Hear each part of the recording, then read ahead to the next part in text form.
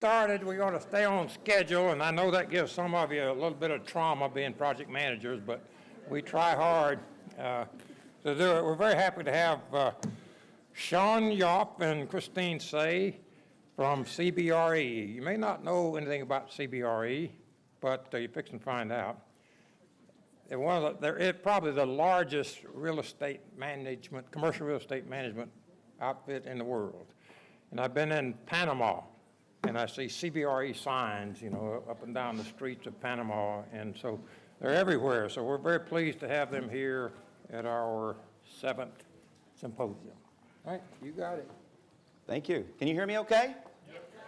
Good. Well, good morning. Thanks for having us for a little bit this morning. I promise that in typical project management fashion, we will be early. We will end early.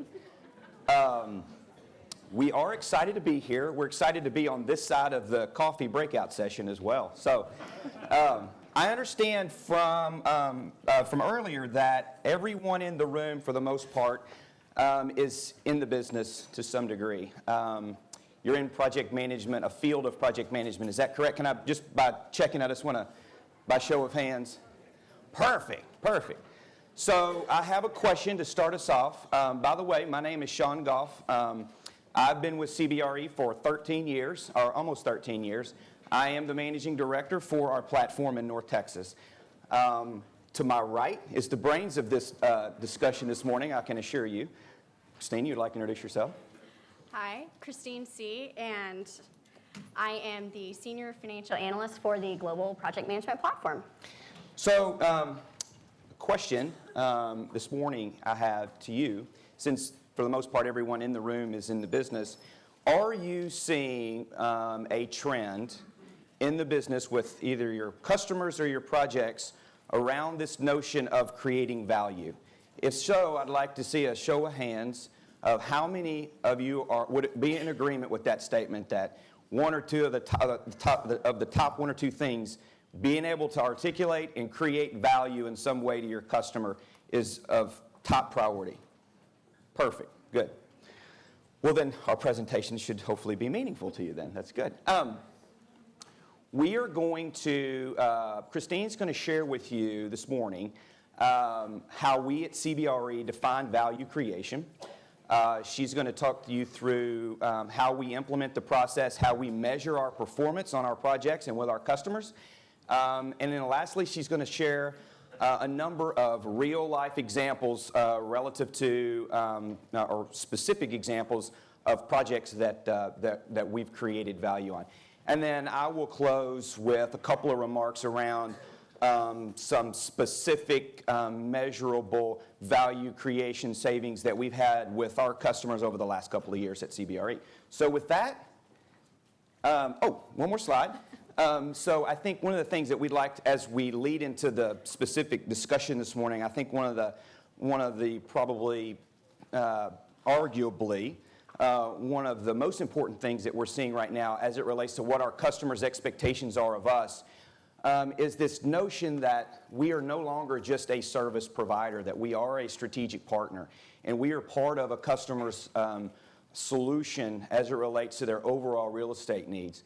And this history of a service provider being able to manage projects simply between the guardrails is really trending. We're trending out of that, and we're really become, all of us in this room are being expected by our customers to be thought leaders, to be able to be more strategic, to be able to do the things that we're going to be sharing with you this morning. So I would encourage you, certainly from our perspective, to consider yourselves no longer simply a service provider to delivering a specific set of scope of services to your customer, however, being more of a strategic partner with your customer. So with that, Ms. Christine. Thank you, Sean. Now, we at CBRE define value creation as the monetary amount we save our clients through cost savings, cost avoidance, and value-add activities. Now, cost savings is a reduction in cost that has a direct capital and P&L impact. Scope control, or right-sizing staff and headcount, schedule reductions, and also increasing and creating market competitions are great examples of cost savings. Now, cost avoidance, these are actions taken today that reduce or eliminate the need for future capital and operating costs. Changes to design and construction through value engineering is a wonderful example of this, and we see this on all of our teams. OpEx savings captured through life cycle cost analyses and tax savings through cost segregation also fall under the cost avoidance umbrella. Now, value-add activities, these are quality-related and may or may not have a tangible financial impact, and usually these look like improved processes. These processes result in enhanced customer service and also increased employee morale. Now, I do want to caveat this with the fact that even though some of these improved processes, they may not affect capital plan and they may not affect the P&L, but they are still measurable and quantifiable. And we'll see a great example of this a little bit later on in the presentation from one of our healthcare teams. So now that we've defined the overall concept of value creation, let's look at how we're implementing the process and measuring our performance. Now, what we outline in this section, these are the best practices from across all of our accounts and all of our markets. We have some customers who don't do it this way, and they don't do it this way for a specific reason, and that's just fine. But all the more reason to establish that criteria up front. Once established, then leverage a standardized form, which if, I'm not sure where the mouse is, but we do have a link to that form, to one of them. That's why I said she was the brains. I would. Oh. No, we don't. Never mind then. Clearly, I put that hyperlink in there, not her. We'll go with that, yeah. Some of our teams will also leverage a technology platform, and especially if a tool has reporting capabilities and tracking capabilities, this is a great automated way to actually track and submit the savings. But regardless of the form, one of the things that is key is submitting these savings consistently, preferably to a centralized and designated resource on the team. This resource should then compile all the team's submissions and then review it with the client and gain their approval regularly. We recommend monthly. We've actually seen the accounts that do this monthly, they not only ensure that everyone is staying on task and that all parties are taking ownership of the process, but it also makes the process habitual and always at the forefront of everyone's mind. Now, the final step is distributing the results, not only to the client, but also back to the team. And that's actually one of the things that we often forget sometimes. I mean, we're great at showing the client what we do, but we also forget that some of the key contributors are the team members, and it really energizes them to see those contributions, and it helps them to take ownership of the process going forward. Hey, can I add one comment here? Sure. Just to pause for a second and really pay attention to, this process that we go through, as Christine will show you and with more specificity a little bit later in some of the examples. This is something that we've been working on for a number of years, and the output of this is hundreds and hundreds of projects. And I would tell you that each one of these on their own is important, but really when we're talking about some of the numbers we're going to show you in a minute in terms of what we're saving our customers through these areas, from a manager perspective, when I look at that, what gets me really excited is when you put these things together. There's a reason the graphic that she opened with that showed you the three areas look like a gear. And the reason for that is because they truly do all work together or can work together. And when they do, that's when you're delivering significant savings and value creation back to the customer. So I just want to point out that while each of these on their own is important, you can't gain client approval without having first established it in the beginning. But when they work together is really where you see the big output. So just a side note. Great.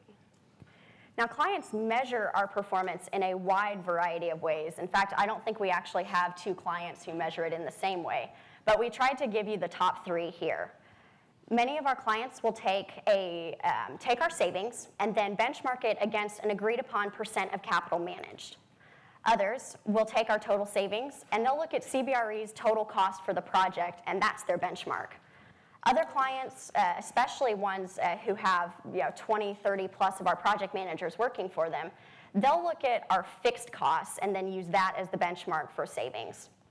regardless of what their metric is, many of them have started to outline this as a key performance indicator, and we're seeing that trend with a lot of our clients. And Sean, I know that your clients, though, aren't necessarily trending that way.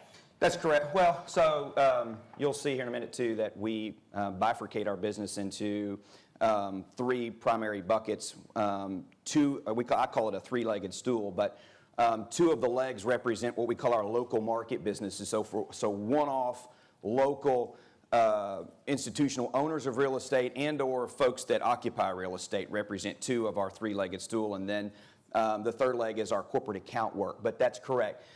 In the local market, at the end of the day, our customer satisfaction is often, the fact that they're hiring us again for the second one, and we have a customer reference at the end of the day. But that's correct. Each one of those local market customers are defining and are expecting us to deliver value in a number of different ways, not just through a key performance indicator. It could be through a number of different other ways that they specifically want to measure. The point is, at the end of the day, this notion of I'm going to pay you a fee to manage my project, I need to get something back in return for that fee, that's kind of the genesis behind being able to do and dictate or be able to create this meaningful data to a customer. They want to see that return on that investment for the fee that they're paying. So that's correct. Absolutely.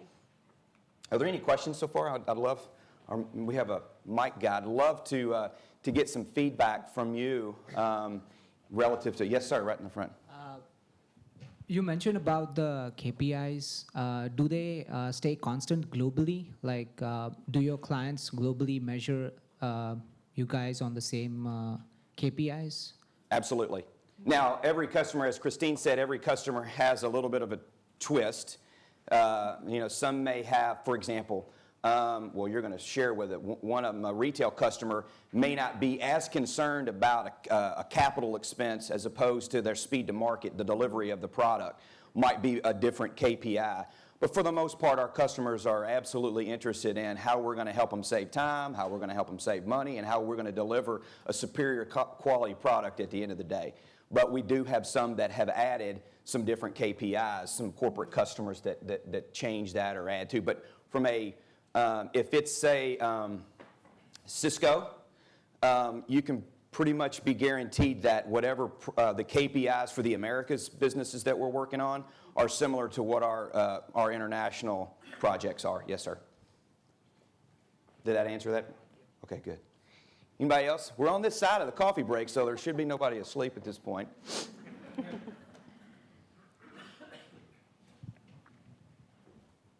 Based on what you said so far, it sounds as though you're looking at projects that are pretty predictable in terms of their type, so that they would be, for instance, construction, always construction, that sort of thing, or product development, always product development, so that you, in fact, can have key process indicators for a project process.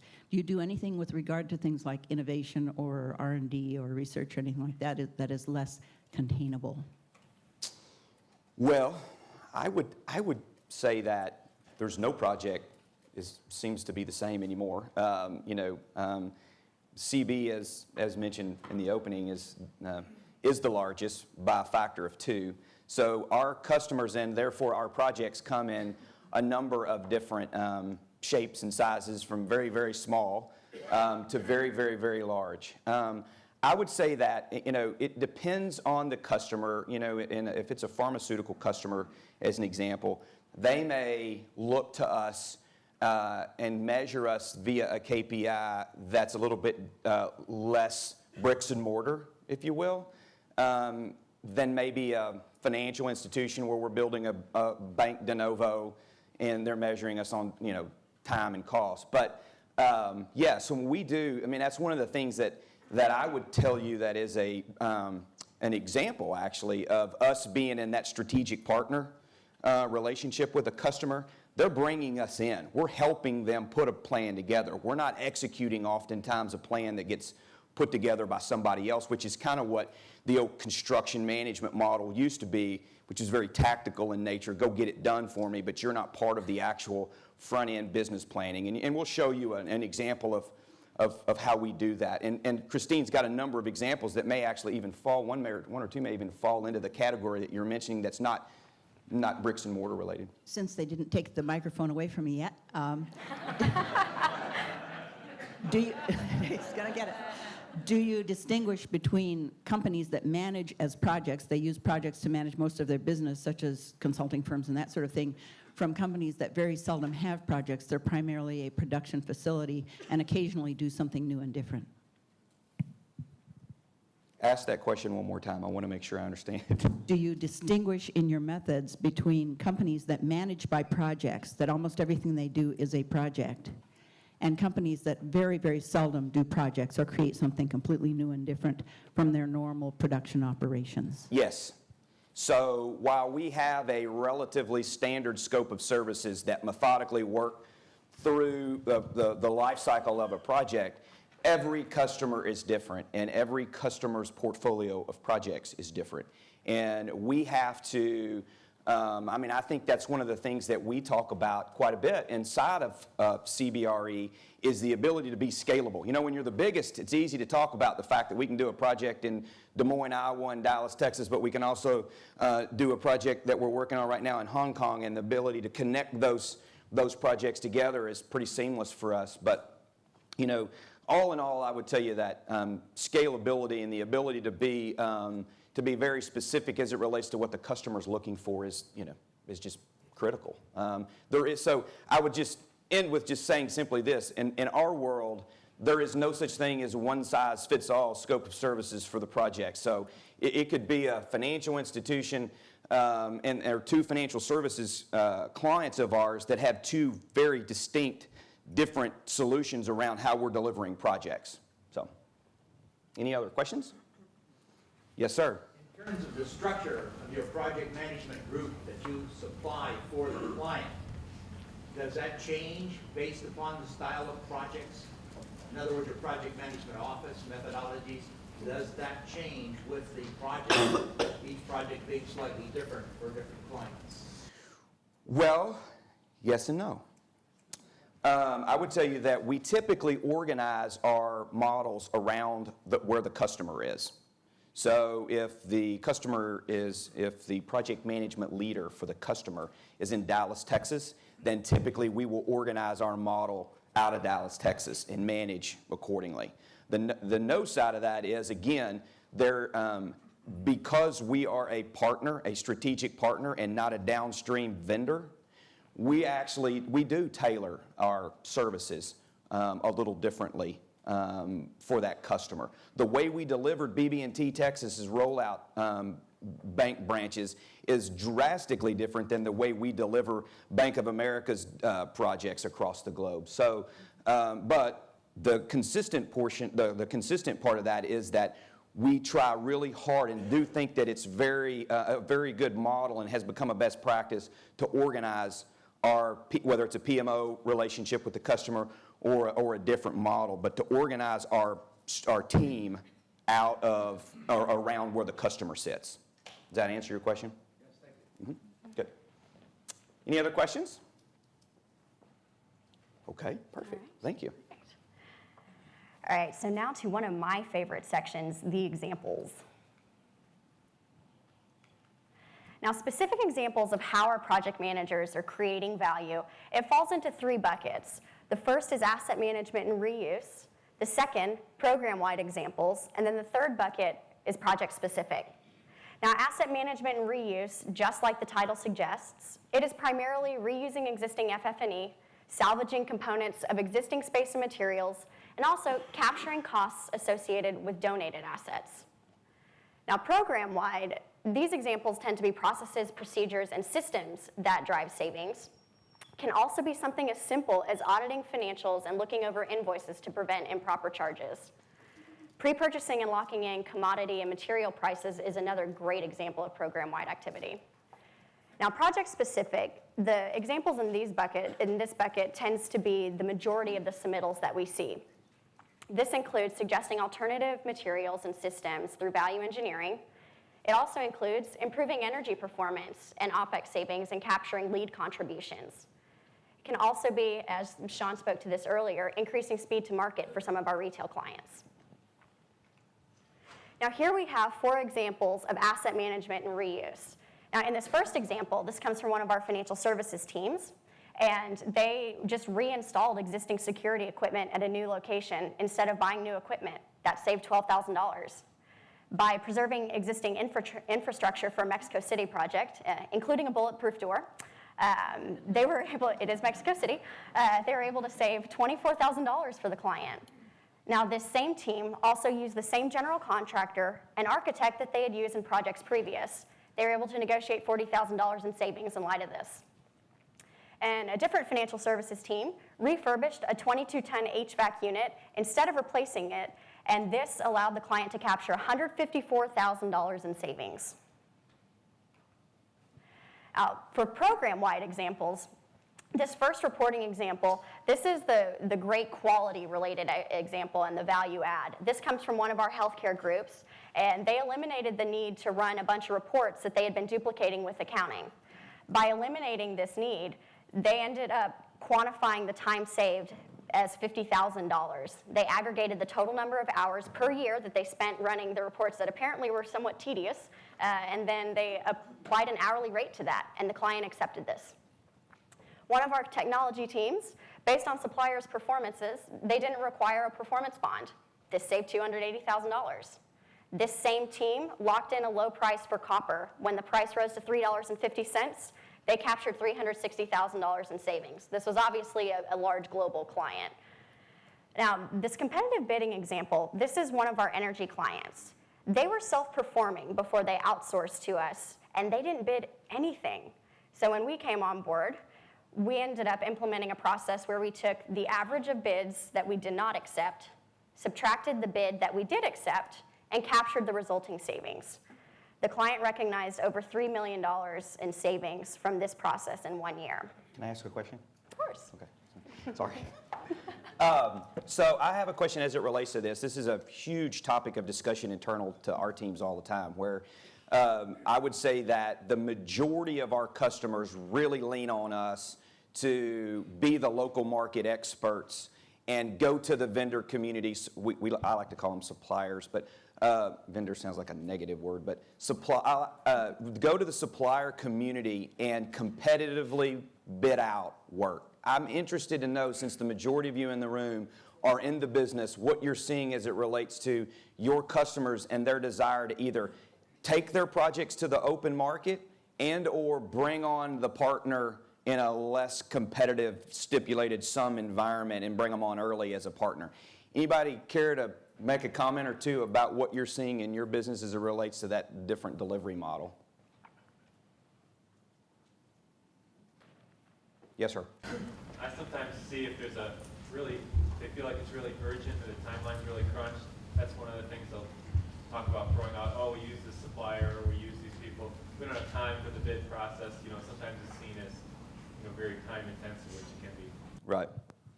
Yeah, well, I just asked the question because, clearly there are pros and cons to both and, appropriate venues for both, but we are still seeing, personally, my background, if you didn't read the bio, I came from the general contracting world, and so I was in the market of bidding work. That's all that we did.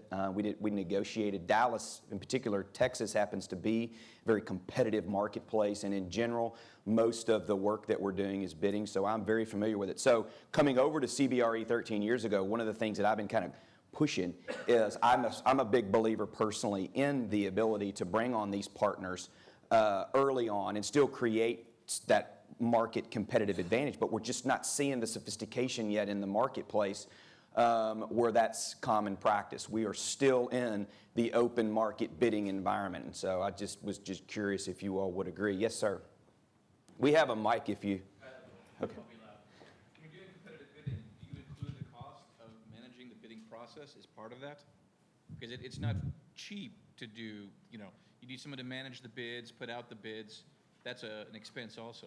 The cost that you're referencing, are you talking about our time or are you talking about the supplier's time? Managing the competitive bids. So when you're going out to the market and you're looking for people to bid on your project or supplying part of your project, there's still a person that manages those bids, make sure those bids are qualified, doing the specification, managing that process. Do you take account of that cost? Yes. Yeah, we approach fee real simple. Do we have anybody from JLL in the room? Okay, good. We approach fee very simple, which is good because I'm from Kentucky and I like things real simple. Our fees that we charge, the answer to your question is yes. Yes, we do. But we charge fees, our fees are a byproduct of two things, and it's real simple. What's the total length of engagement of time, and what do we, coupled with the customer, think the effort is within that envelope of time? We apply that against an hourly rate that we have in our business, and the fee becomes what it is at that point. And we don't use the old methodology of a percentage of cost or a cost per square foot. We certainly use that as litmus tests against that because that's what the market is used to seeing. But overall, that's how we look at fees. So as part of that competitive bidding process within the total envelope of time, then clearly our fees are covering that effort for sure. So and it's a big effort. It's a good point because it's a very big effort because if the customer that you're working with doesn't really have any huge relationships, then they may be looking at you as the local market expert to help them in a variety of different areas, whether it's architecture or low voltage or general contracting, a number of different disciplines related to the project. So if you're competitively pricing all those buckets, then it's very time consuming. So, yes, ma'am. I want to go back to what you were saying about the bid process and the fact that you claim the savings. So if you take the average of all the bids and then you subtract out the one you got and you claim the excess of that average as a savings, what type of benefit are you claiming that as? Is it a cost avoidance benefit? Is it a project performance benefit? Can you classify how you report those savings in conjunction to the customer? Absolutely. Usually those are under the cost saving umbrella. So it directly affects the capital planner or the P&L. And that's how the accounts who have this process, they always classify it that way. And we have adopted that now as a platform as a best practice. Can I see that for just 1 second? I want to point something out real quick. I think it's important and relevant to that question. If you were to guess, well, I already said that they're all important, but if you had to be cornered and you were forced by your customer to say, pick one of these, which one of these is the most important, I would tell you that from our perspective, going to answering your question is gaining client approval regularly. If your client doesn't find value in what you've done, whether it's the bidding process or whether it's some other area, it's meaningless.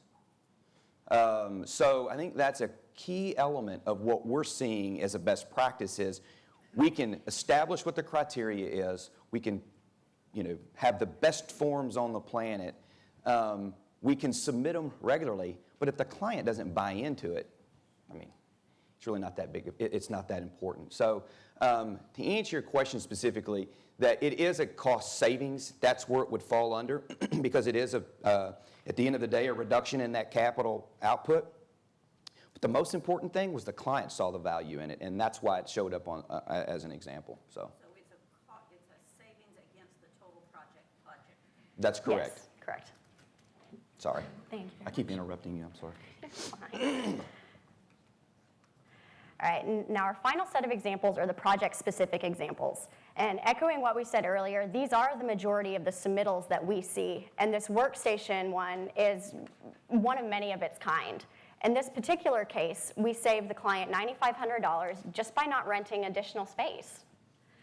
Another one of our technology teams coordinated with competitor brokers and negotiated $102,000 of savings into a lease. A financial services client reduced and modified a schedule for a major campus project and saved the client $2.5 million. And last, but certainly not least, is my personal favorite example, the value engineering. Now, this curtain wall example here, this is one of at least 50 examples from this account that in one calendar year totaled $26 million plus. Now, this is my favorite example for several reasons. The first, It really demonstrates the value that a project manager brings, especially one who is a strategic partner and aligned with the client's business goals and a part of the solution. And also, it showcases that no contribution is too small to count. Why do you think it's my favorite?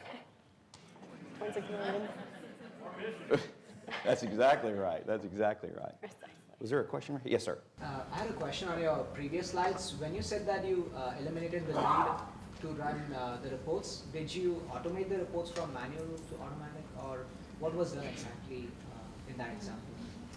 Well, in that example, the project management team and the accounting team on that account both were running the same reports for different reasons. And once we figured that out, then we figured out who needed to actually have ownership of that, and then that's where the savings comes in. We aggregated the total number of hours that our project managers saved each year not running those reports, and applied an hourly rate, like Sean was talking about earlier, the standard hourly rates we used. We applied our average one to that to yield $50,000.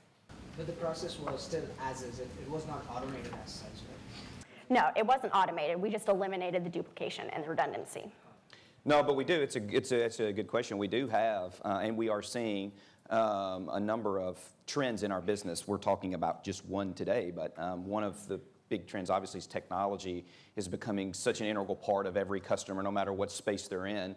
Our ability to keep up and to deliver, solutions around the globe via a technology platform is very important. And so we are seeing some automation taking place in our businesses that we've never seen before. The old school days of using an Excel spreadsheet, doesn't work real well when you've got projects, that you're managing across 6 time zones. So, so automation is a big deal. Want to bring us home? Sure.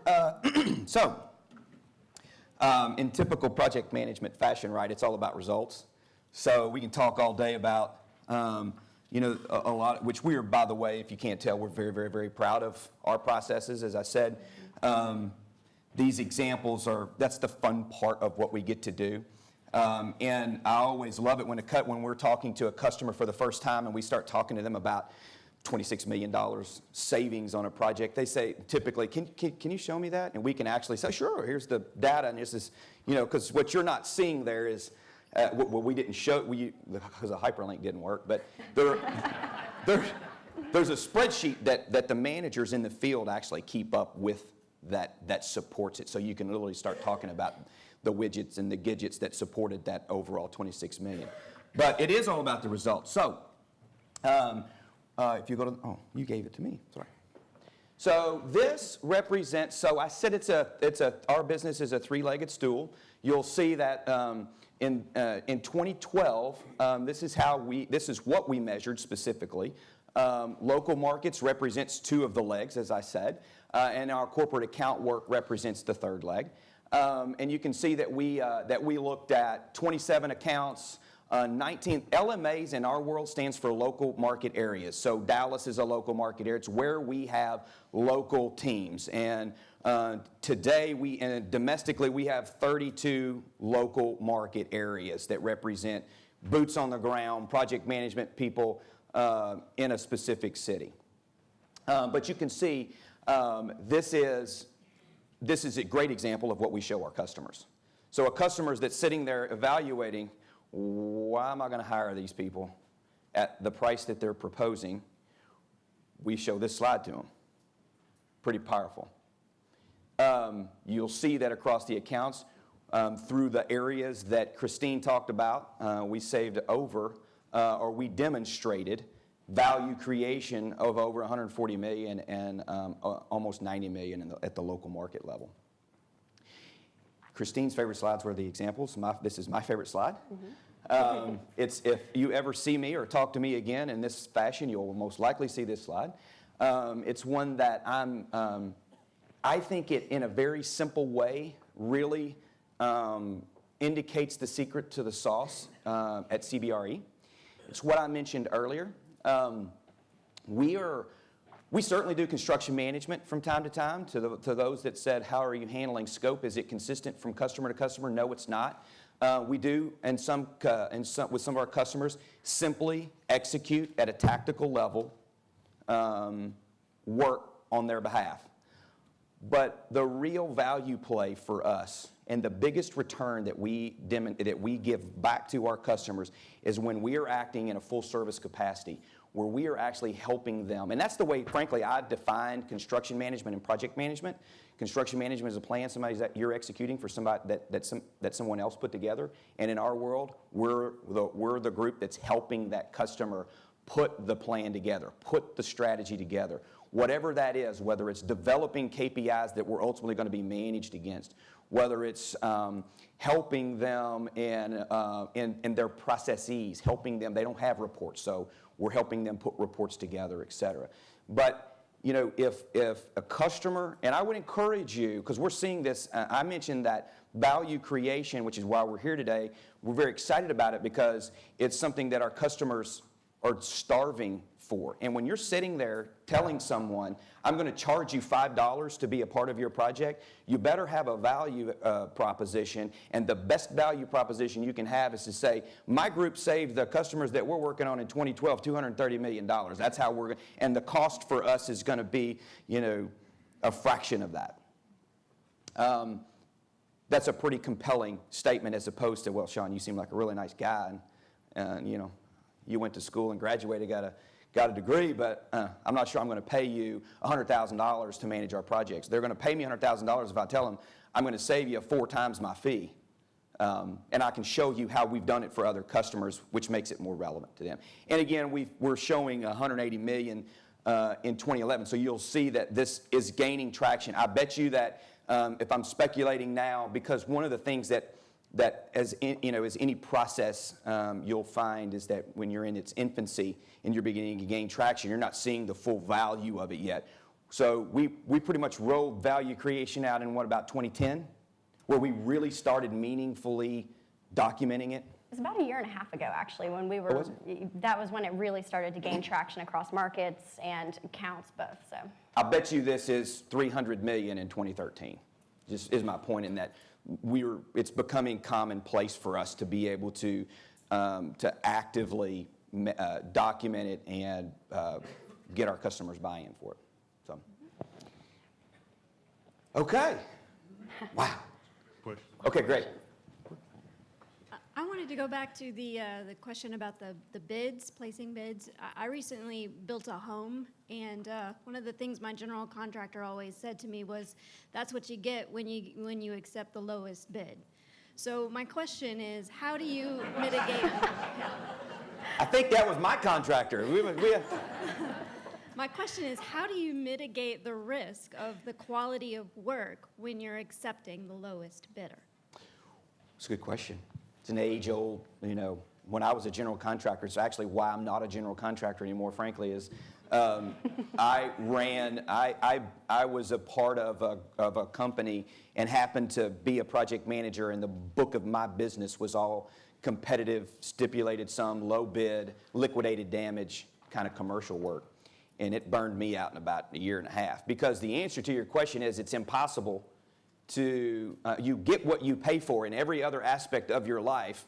Why would anyone, including a customer, think that you're not, that's going to be exclusive to the contracting and subcontracting market? So I think what, we're very proud of the athletes that we hire at CB, first of all. And I think that's your front line of defense, is you got to have good people. And then when you arm good people with training that we have at CB, and then you put best practices around them, I think what happens is you end up with what I call the lowest qualified bidding process, where it's not necessarily the lowest bidder.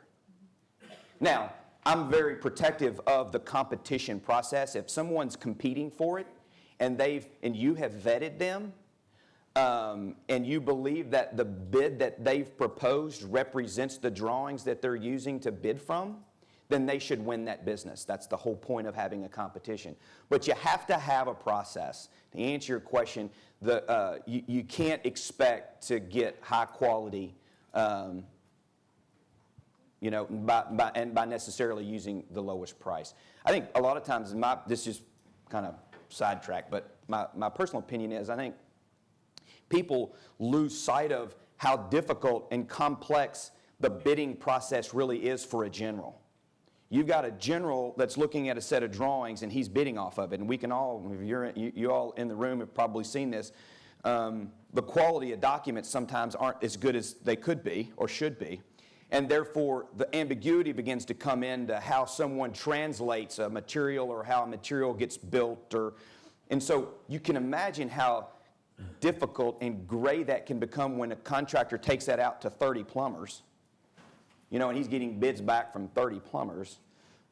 It can be, it's very easy to overlook, is my point. So I think that the way you combat that and the way we arm our customers is that, we got to go through a vetting process. And we have a very, very rigid and specific way that we do that. So you only accept qualified, if you will, contractors, is that what you're saying? Yes. Now, as many things in our business, qualified means different things to different people. I will tell you that qualified doesn't mean that we only work with, $100 million a year contractors. We have contractors that we work with that don't. I reviewed credentials for one yesterday that's never done a job more than, like $100,000. So qualified is, needs to be defined and shared and agreed to. So, yes, sir. What you described as full service, company I worked for in the past, we called design build. It was full service, full turnkey. So we became partners with the customer, starting at the very beginning like you showed with your chart, and right to the end. And you have to build up that kind of reputation in order to get that business, because it gets around. And we also did general contracting and bidding. And a lot of times when you get plans that aren't complete, what you get is you visualize the gaps.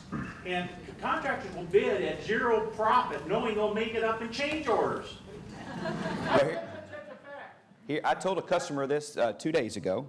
Is today Thursday? Yeah. So it was Tuesday.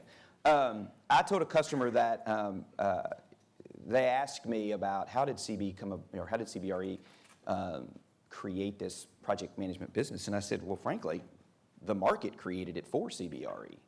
I mean, the truth of the matter is, and I'll say this politically correct, the truth of the matter is if all of the suppliers that it takes to execute a project, from furniture to contracting to consulting, engineering, whatever, if they all knew how to work together, and they all knew how to have that one fiduciary, which is the person that's paying the bills, if they knew how to do that well, we'd all be in a different profession, I can assure you. So, quite frankly, I'm grateful. I'm grateful that architects and contractors still, after all these years, don't know how to work together. So, because I have a job as a result of it. But I think that's where, again, where you have to be able to sit there and take advantage of that. And we call it consensus building. We don't call it hammering or velvet hammering and, we're going to take your bid and compete against him and take that. We don't do that. It's consensus building. So, yes, so we're right here. I'm sorry. We'll make sure we get around. We have time, right? Okay. I'll try to be loud. I don't have the mic. I think you talked about value creation. I'm sure you've gone through installing culture change within your organization for every team to think about value creation. Yes. So if you could talk about that. And do you use methodologies like Six Sigma, Lean, things that are available to encourage process of thought process of process improvements as you go along? The second part of the question is, how do you ensure that teams across the globe who are thinking about value creation collaborate with each other and share it? So clearly you don't know that I'm ADD, so I may have to ask you to go back. But to answer your first question about culture, yes, it is a culture change to ask any project manager to instead of read left to right, now we're going to ask you to read right to left a little bit. Or said differently, we're going to ask you to add a step in your process that you're accustomed to doing. That is a culture change. But I think what happens is every single one of our project managers, and you've probably seen this, get really excited when they put the effort in. So they've got a project that's a 6-month-long project, and they have taken the time, embraced the culture of tracking every single time they create value for the customer. So at the end of that 6-month project, they take a great degree of pride in saying, I saved you 2 times their fee. And of course, as we said, they've submitted it periodically. So the client's obviously already bought into that. So I think that it is a little bit of a cultural change, and it takes some time, which is why I referenced that we, our numbers are growing in terms of what we're returning back to them, and I suspect that it'll be more. What was the second question? So what kind of tools do you use? Do you require them to follow the process, or how do you ensure that every project manager does this? Well, the hyperlink didn't work, but we do. So, I mean, it's really not that proprietary. I mean, it's a spreadsheet currently today. Tomorrow, it'll probably be in some of our automated technology systems that we're looking at. But it's really less about what specific deliverable that you're using and more about simply capturing it and then submitting it and then getting buy-in. That's really where I think it's most important. It's not so much the actual third step in the process. I think, again, once you get managers to embrace it and believe that it's important and they make it part of their everyday, work stream, then it's not that big of a deal, the actual deliverable. So it's not a proprietary tool. And your third question had something to do about global connectivity. How do you make them collaborate with each other? I'm a PM sitting in Hong Kong, you have somebody in Dallas. Well, are they required to talk in periods of time when a project completes, or do you have tools which encourage this? Or how do you... Yeah, well, it starts from day one. I mean, when we're kicking a project off, and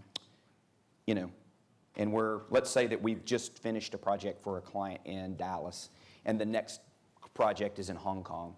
What we would do is we would engage our team in Hong Kong and provide them with the same sort of deliverables that we used to track that for the customer, and require our team in Hong Kong to adapt that same format and adapt that process. But I will tell you that we're all seeing this globalization, and if you're not, our customers are taking us places globally than we've ever been before.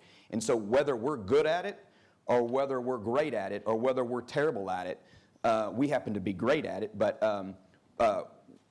it's a requirement. We have to be able to run. Our clients don't want to, the last thing our clients want to see is, well, you did a great job for me in Hong Kong, but you were terrible in Chicago. So we have to be creating processes that has that connectivity, so that we're delivering consistently across the planet, no matter what kind of project it is. Whether there's a law. I was telling Christine on the way here, about 3 months ago, I'm up at 2 a.m. or 3 a.m. in the morning giving a conference call to our EMEA, a group in EMEA, about best practices around how to deliver law firm projects. So it's a pretty common practice for us that probably wasn't the case, 10 years ago. So I promise I'll get to you.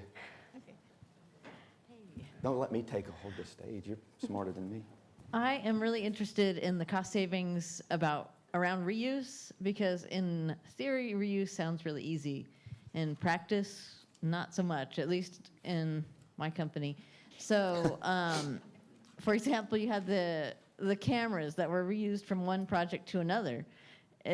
How did that second project know those cameras were even available? Was it because it was run by the same person, or did you have some way of letting someone in Hong Kong know that there were cameras available in Dallas? Yes. And yes. No, I think it goes back to one of the things that we spend a great deal of time on, obviously, is how we model our delivery around a specific customer. Not only what we're doing, but how the customer wants to see it, right?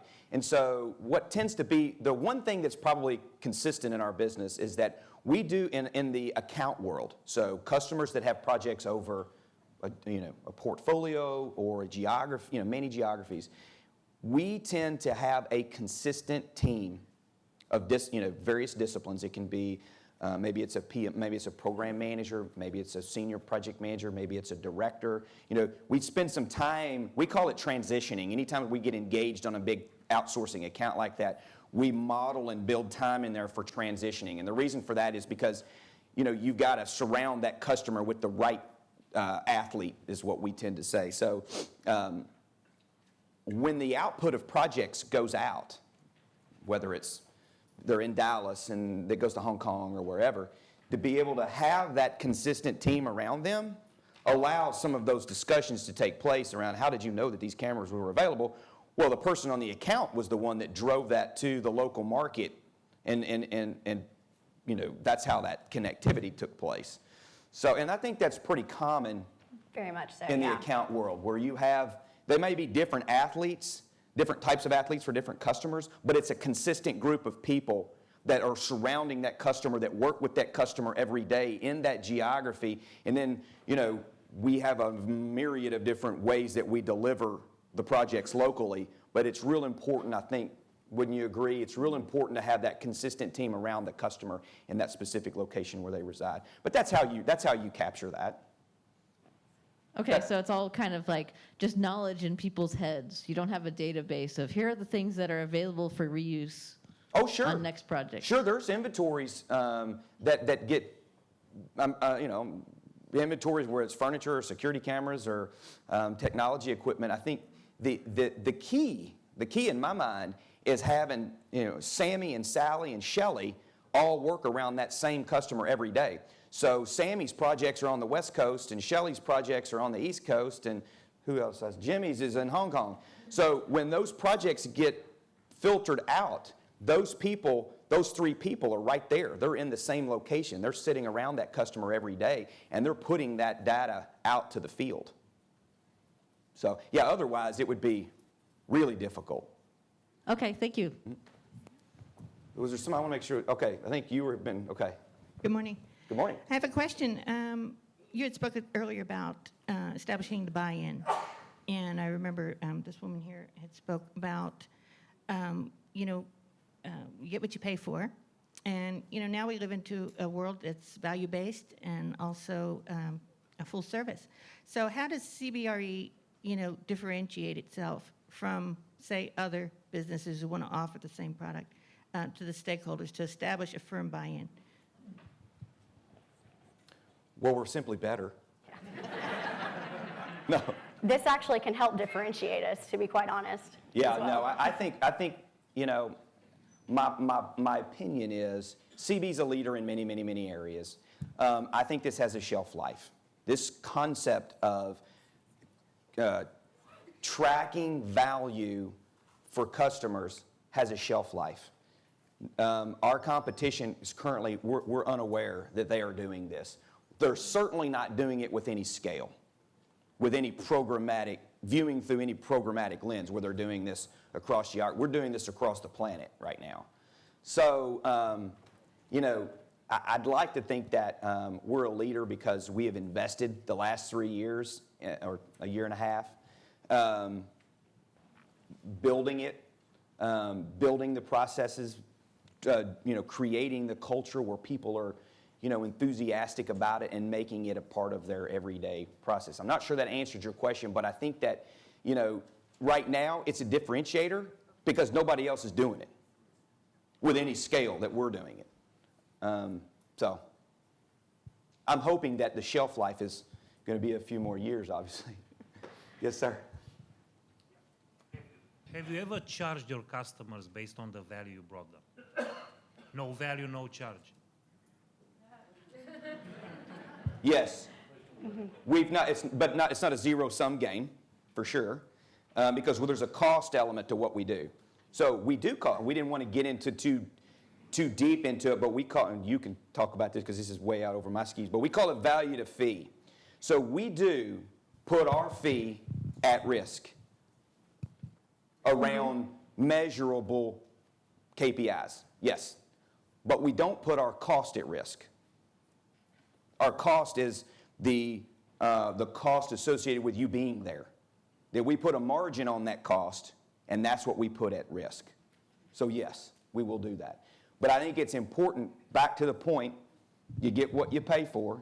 We're not going to commoditize our people. Our people are too good. I spend too much time recruiting the very best talent that is in the Texas market. The last thing I'm going to do is commoditize our talent by virtue of giving back or putting fee at risk to offset that cost. So to answer your question is yes, but not against the cost, only against the margin. Yes, ma'am. And I'll come to you. Employee reward program, some kind of incentive compensation to these project managers who produce these savings? Absolutely. At CBRE, we are a salary plus performance bonus company. So we're not commission-based, which I believe is a good thing. We believe that project management is a team sport, so therefore we work in teams. But yes, I measure as a manager, and the managers that work for me, or that have direct reports, absolutely make value creation part of their performance plan. And it goes back to that. So how do you drive that culture? You make it part of their performance plan, number one. And then, obviously, they will begin to get enthusiastic. I mean, like I said, most people when you make it part of their performance plan, they begin to do it every day. At some point, they see value in it, and that's different for every person, and they get excited about what they're doing, and then they can translate their costs back to what they're saving the client, and all of a sudden, you've generated a brand new salesperson in the process. So, yes, sir. A lot of our, sorry. Yes. Okay, 2 more questions. Go. And a lot of our corporate accounts, they will actually structure the compensation at every level according to that scale. So it truly gives everyone a buy-in and everyone an incentive to even work harder for the client and drive those savings. Yes, sir. On the pie chart, you had 35% science and technology. Could you talk about some of the projects there, maybe some examples? Absolutely. See, we have in the technology clients, some of the examples that we actually saw were the schedule modification and refresh. And thank you, I was looking for that. That one was one of the science and technology groups, and what helps us with the science and technology groups is that we're measuring such a large capital plan for them, and so we're able to actually achieve millions of dollars in savings because of the size of the capital plan. And looking at the very last slide, Sean's favorite, we are the project managers who are engaged for the entire cycle of the project. So we are able to value engineer all these savings. We're able to be a part of that solution and be a part of every single discussion along the way. And a lot of our science and technology clients, they're just that big, and we're involved in that way. So that's how we do it. In the last 24 months, we've completed 2 $500 million data centers, one for RBC in Canada and one for Cleveland Clinic in St. Louis. To Christine's point, these are huge capital spends. So if you can find a few of those cost avoidance, value adds, I mean, those add up really quick. But, again, the point is not the number. The point isn't that, it is for me, because I get to talk about the aggregate. The point is, do you have a process? Can you document it? Do you have customer buy-in? So, one more. Yes, ma'am. Yes. Back to your slide there on the different marketing areas, he was talking about the science and technology. I'm curious, do you see any of those that are really grow at a bigger growth rate? Like we know Obamacare is coming in with the new healthcare stuff. Is that going to be a potential bigger growth plan than saying science and technology, bigger growth pattern for you? I believe that it can. I'm not sure that it can because of the result of Obama plan. To be quite honest with you, I think it's a result of what's going on in the healthcare business in general is a lot similar to what's happening in the law firm world where you have mergers and acquisitions. It's public knowledge that Baylor acquired the Scott & White healthcare system, and Baylor is our largest local Dallas CBRE client, so I'm very familiar with them. And I think that, yes, you will see continued mergers and acquisitions in that, and that in and of itself will drive these percentages up. Yes, ma'am. We have a huge, huge, huge team. We have over 20 people that do nothing but work on Baylor projects every single day of the year. So, and I'm looking here, I think that retailers are going to come back. I think there's going to be some opportunities. We've seen that the retail space pretty skinny over the last couple of years, so you could see some growth there. Automotive, Not so much. Telecommunications for us is pretty steady. You know, AT&T is a huge customer of CBRE's, and Sprint's a huge customer, and that's a pretty steady business. They tend to insource some of their critical facility functions, so we're not a part of those big, massive capital spends for them. But I actually see the most growth in the LMAs. So just from 2011 to 2012 and with a lot of your clients, that's where we've been seeing just trend-wise a lot of the growth as well. So we look forward to next year and what stats y'all give us. yeah, okay, well, great. Okay, well, thank you very much. Appreciate your time.